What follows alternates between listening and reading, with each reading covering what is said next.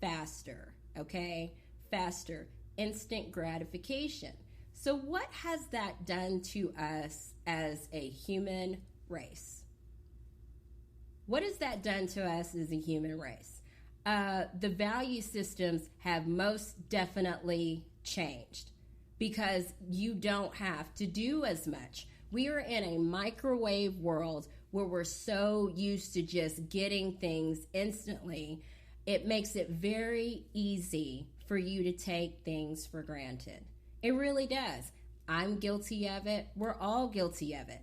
I don't have to think or wonder, is the sun going to rise tomorrow? I don't have to tell my heart to beat. I don't have to tell my lungs to inhale and exhale. It's just something that happens. You know what I mean? And you get so used to that. Things are cool until they're not. So I really wanted us to go back and reflect and look at where we were then, where we are now, and what do we want to do about it, okay? Because we are going through changes, and it's got to start somewhere. It really, really does. And so for me, it's just fun to look at that and reset my own life and say, what do I want to do with this? What do I want to do with this change? Okay? So let's start on the whole dating piece, because that's always so important. Finding your mate, finding your partner, your tribal members, that's always fun. You know what I mean? You love meeting new people, and I feel like now with us having to go into quarantine and solitude, it's really made us have to sit down and think, how am I picking my people? Are these people that I've acquired along the way, where was I at whenever they showed up? Where was I at whenever they showed up? What was my mindset like? What was my mindset like? If you even think about what things that you would deem as acceptable back then versus now, I'm pretty sure your standards have changed. It's not a joke or it's not a lie when everyone says the older you get, your circle of friends gets smaller. I know that mine has, and it's not a negative thing. Sometimes you grow out of people, you grow out of bad habits, and you cannot take everybody with you. And if you're really wanting to be where you need to be, getting in contact with your star player, which I've talked about before, is super important. Whenever you really fine tune your inner GPS system, then cutting and clearing folks out, it's not a negative thing. You can do it with a blessing, and you understand why. That's the biggest thing. When you understand why you make the choices that you make, why you do the things that you do, and why you have to separate from certain people, it's not as painful. You're able to look at those things in your life and say, you know what? This is all a part of this process, and I'm okay with that. I'm cool with it, and I'm okay with that. I don't wish anyone any ill will. I just know the direction I'm going, you can't go with me, or you can't sit with us. I'm just kidding. But you know what I'm saying. Things change so much. Even with dating guys or girls. And I want to keep this fluid because I know I have a mixture of different listeners. You know, I've got heterosexual people. My beautiful people of the LGBTQ, AEIOU. There's so many letters, communities. So many mixtures. So if I say his or hers or guys, just know that it's fluid and it's interchangeable because this message and all my messages are intended for everybody. All those same rules apply. So, what was I talking about before? I was on a roll like Cottonelle, but no. So, when we're dating and we're meeting friends and we're meeting different people, your standards of what you would tolerate versus what happens now. Back in the day, you can meet somebody in the mall because that's usually what would happen. The mall was like the meetup spot. You meet, give them your phone number, and then you get to play the waiting game of, are they going to call? And you sit by your phone. You would sit by your phone. And then if people in your household were on the phone, you would freak out on them and say, make sure you're listening for the beep, just in case someone called in. Or you would constantly check the answering machine. That's what you had to do if you wanted to make sure that you got that call from that person that you were interested in. Okay? So that was you having skin in the game and wanting to really date someone. You had to be present. You had to be there. Then you'd go out on a date, whatever, and then it's the whole we go together. Go together is the equivalent of boyfriend and girlfriend. We're going together. Relationships stayed together longer, and I always wonder about that. I do, but I don't, because I kind of low-key know. You stayed together because it was supply and demand. You typically dated people that lived in your area, and that's what your options were. That's how you chose. So whenever it came to competing or wanting to be the shiniest or most colorful peacock on the farm, it was you against who you kind of visibly knew was in the area. Now, fast forward to 2021, whole nother ball game. Whole nother ball game. You know why? Because not only as you're picking who you would want to be as your mate, you can be sitting on the toilet and pick somebody. You can. Social media, dating apps, all that stuff completely changed the game. Please change it. Just changed the game.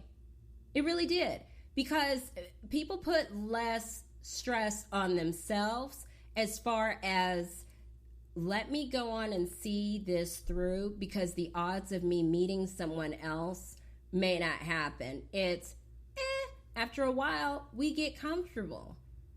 We get used to that. That's like the air that we breathe. It's nothing new. If it's not you, then I'll just pick somebody else. On Tinder, on Match.com, on Grindr, whatever it is. You can flip through folks if you want to, okay?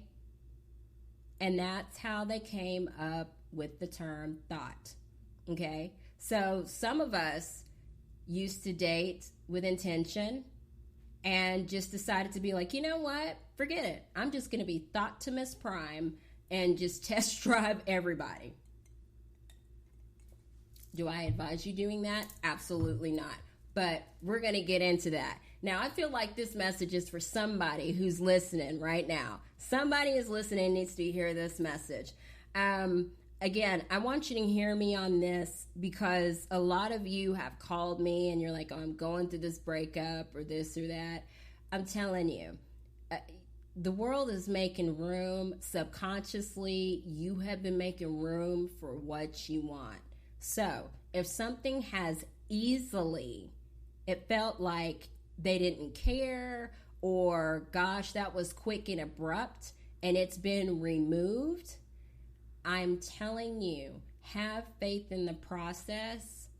Let it go. Okay? Even if you're in the house by yourself, driving in your car, let it go. Let it go. Let it go with a blessing, okay? Let it go with a blessing. Even if this is the guy or the girl or the frog or whatever that you thought was the holy grail of what you'll ever get. If you feel like that, then say just a prayer. God, universe, whoever it is that you believe in, please let this be removed from me with a prayer and bring me back something that is its equivalent or better times 10. And watch and see what happens. Watch and see what happens. There are things that are sent to you and put in your life for you to be able to better understand you, okay? So that person that you felt like did you wrong or whatever, it's not like the devil's mad at you and you're being attacked. No, it's to help you fine-tune what your standard is. Because I promise you, when you were a college kid and this dude is wanting to split the tab with you, or y'all are only going to TGI Fridays or something like that, that was a cool standard. Okay, great. Because that's college kid type dating. You know what I mean? Like, hey, girl, you want to come over here and want some of these ramen noodles? That was it. It's like, he's so cute. He made a mixed CD and he shared his ramen with me. That was it. It was okay.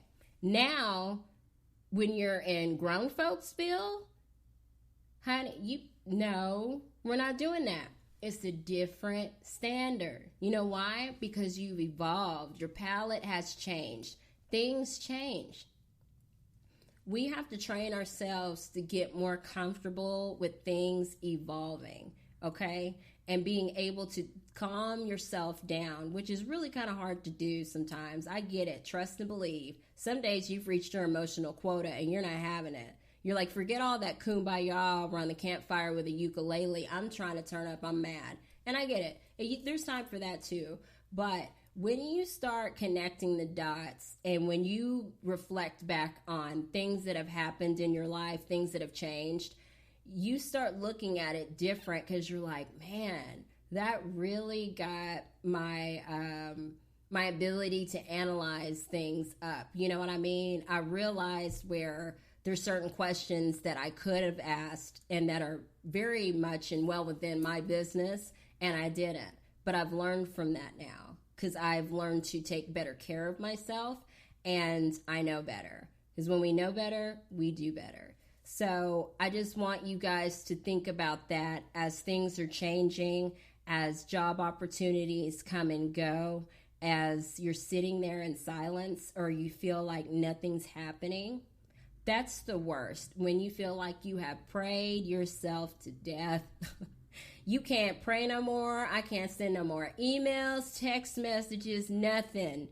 Nothing to the higher source. No more, Lord. No one's listening. When it is the most quiet is when things are working the most.